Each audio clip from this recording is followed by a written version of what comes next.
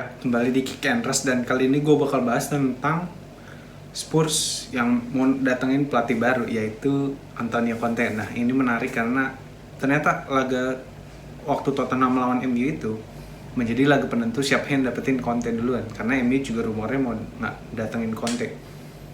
Tapi akhirnya Spurs yang dapet Conte. Nah, ini menarik karena waktu itu kan Conte mau ambil job di Spurs waktu musim panas, cuman karena Conte banyak maunya itu mau staff dan kepelatihannya itu ikut, dan transfernya itu cukup besar waktu itu Conte mintanya. Jadi karena Spurs juga keuangannya lagi sulit, jadi dia terpaksa menunda kesempatan untuk ngambil Conte dan ngambil si Nuno. Dan gue dari awal juga nggak percaya bahwa Nuno akan sukses sama Spurs, karena Spurs itu menurut gue lebih cocok bermain seperti zaman Poche, itu atletik football dan menyerang dan attacking football lah, dan bisa menguasai bola dan ada pattern sepak bolanya gitu. Tapi kalau di zaman Nuno, kalau kita tarik Nuno ke belakang gitu, waktu zaman Wolves itu kan sebenarnya dia ngandelin speed di depan doang, dan Wolves itu lebih menunggu ya permainannya.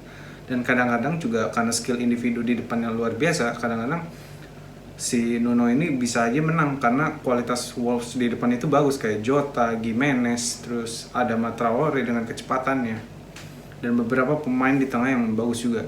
Siapa Gimenez, terus satu lagi lupa gue namanya. Tapi intinya adalah si Nuno ini bukan pelatih yang hebat banget, jadi gue juga meragukan apakah dia akan sukses bersama Spurs dengan materi pemain Spurs yang lebih condong menyerang. Ternyata enggak juga kan, karena Mourinho dan Nuno menurut gue yang nggak beda jauh tipikalnya. Jadi ya apa pengaruhnya lu ganti pelatih dari Mourinho ke Nuno menurut gue. Dan akhirnya Spurs sadar dia mendatangkan si Conte, karena walaupun nanti Nuno akan menang lagi setelah pertandingan ini, pasti akan jeblok lagi karena strateginya itu nggak bisa manfaatin pemain-pemain yang menurut gue nggak jelek-jelek amat kalau dibanding Brighton sama West Ham atau sama Southampton atau sama tim-tim menengah yang bisa ngelawan lah. Spurs itu punya kapasitas untuk bermain di Big Four, karena kalau kita lihat pemainnya kayak Doherty, kayak Romero, kayak si pemain tengah Hoppier, Lo Celso, Ali, Mora, Kane, Son, itu kan pemain-pemain yang berkualitas. Ini tinggal gimana pelatih ini bisa meramu strateginya dengan baik dan bermain secara proper football.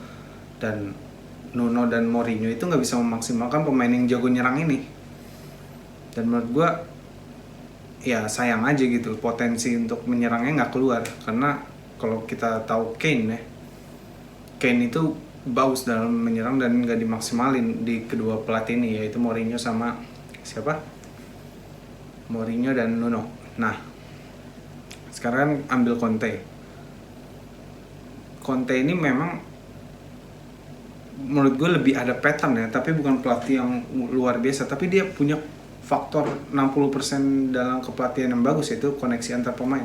Dia itu bagus dalam koneksi antar pemain, bisa menyampaikan strategi dengan tepat dan bisa mengeluarkan potensi pemain terbaiknya gitu. Kayak misalnya Lukaku, kalau Lukaku memang kualitasnya segitu ya dimanfaatkan, dan bisa dimanfaatkan di Inter.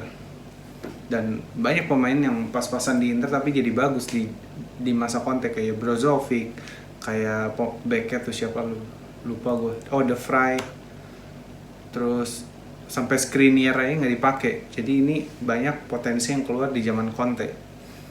Dan dia kan pakemnya dengan 3 back ya, dengan sayap yang naik dan gelandang defensif yang lebih solid rada ke belakang. Nah ini kan dia gaya bermainnya seperti itu, makanya Eriksen nggak kepake waktu zaman Conte.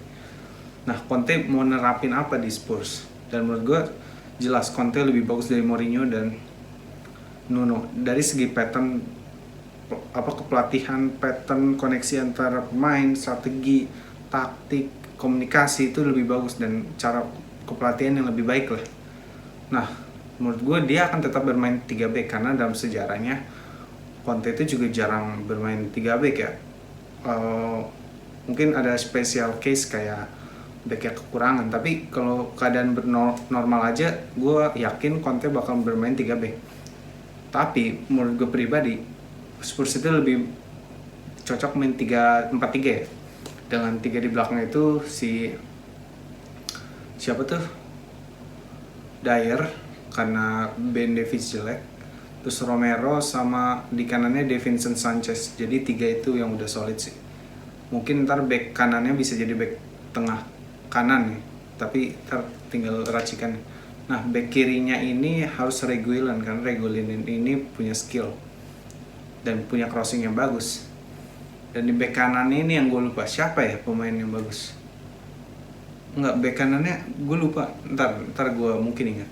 Di 2 DM-nya ini gue berpikir adalah Lo Celso dan Højbjerg, karena Højbjerg dan Lo Celso terutama bisa passing dan Højbjerg kan lebih pekerja keras, lebih box to box.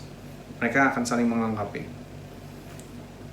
Terus 3 di depannya itu menurut gue ya, Son kiri, Kane tengah, kanan si Moura. Dan ini akan menjadi tim yang luar biasa kalau pemainnya bisa dimaksimalkan. Mungkin di bek kanan siapa ya? Gue lupa. Pokoknya intinya dengan formasi seperti itu dan komposisi pemain yang ada, harusnya Conte bisa memanfaatkan kualitas pemain yang menurut gue skillful banget gitu.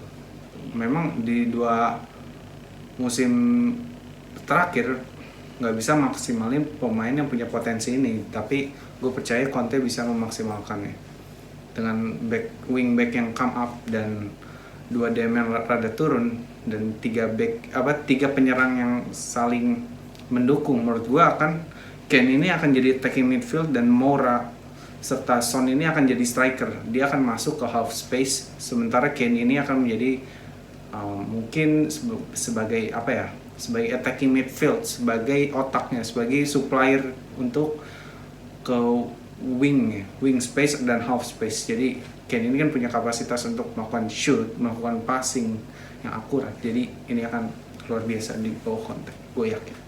Jadi sekian menurut gue, tetap saksikan Kick and Rush.